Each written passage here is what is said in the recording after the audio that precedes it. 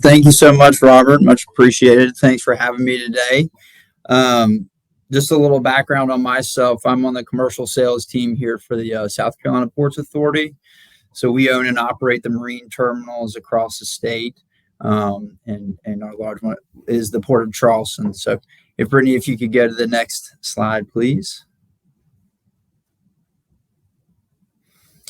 So there's a few things that are a little different about South Carolina ports and the Port of Charleston than some other port authorities that you might be used to doing business with. I think the main one is that we're an owner operator port authority. So that means that we own and operate all the land on our terminals. So we're not a landlord port.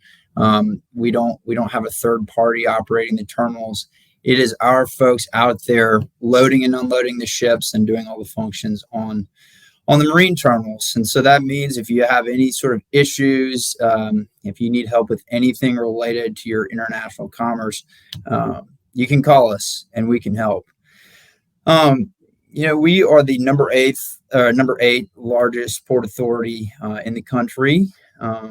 And because of that, we've been growing a lot of our infrastructure, and you see the capacity note there. We've invested $3 billion.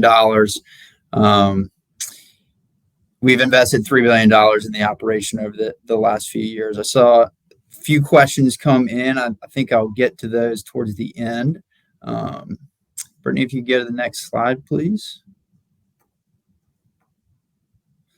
So within that $3 billion CapEx plan, there's a few things, just some of the major initiatives I'd like to point out here. Added new cranes to our terminals. So the Wando terminal, that's what you see in the top left corner. The top right is our new Hugh Leatherman container terminal. So we're just adding capacity, newer, larger cranes, and also deepening the harbor. So we completed that project towards the end of last year, made us the deepest harbor on the Eastern Gulf Coast at 52 feet. So that means that we can bring in ships 24 hours a day, 7 days a week. We're not restricted by the tides. So we are connected from Asia, Europe, South America, all the major ports in the world you can bring in and out of the Port of Charleston. Also in the top left of that slide is a picture of a few chassis. So we had 15 months in a row of record volume through the pandemic. It was fantastic for the Port Authority, but it also acted as a bit of a stress test. And one of the areas that we realized we needed to improve upon was chassis. We had a regional chassis pool that we used to provide equipment for the Port of Charleston, the South Atlantic chassis pool. So now we've got our own pool. It's called the Smart Pool. We went out and bought 13,000 brand new pieces of equipment. They're all GPS shipped, brand new. So we're very excited about that. And then lastly, the last slide there references our new intermodal facility, which is under construction. We have CSX and Norfolk Southern both operating in Charleston today. And that new facility will be located right next to our Hugh Leatherman terminal. We'll have both of those companies operating in that facility. If you could go to the next slide, please. A couple other things I'd like to point out are our inland ports. So we as I mentioned, we own and operate the Port of Charleston, which is sort of the classic marine terminal that we would all think of, but we also own and operate two inland ports, one in Dillon, South Carolina, and one in Greer, South Carolina. And they operate sort of like a marine terminal, but they're about 200 miles inland.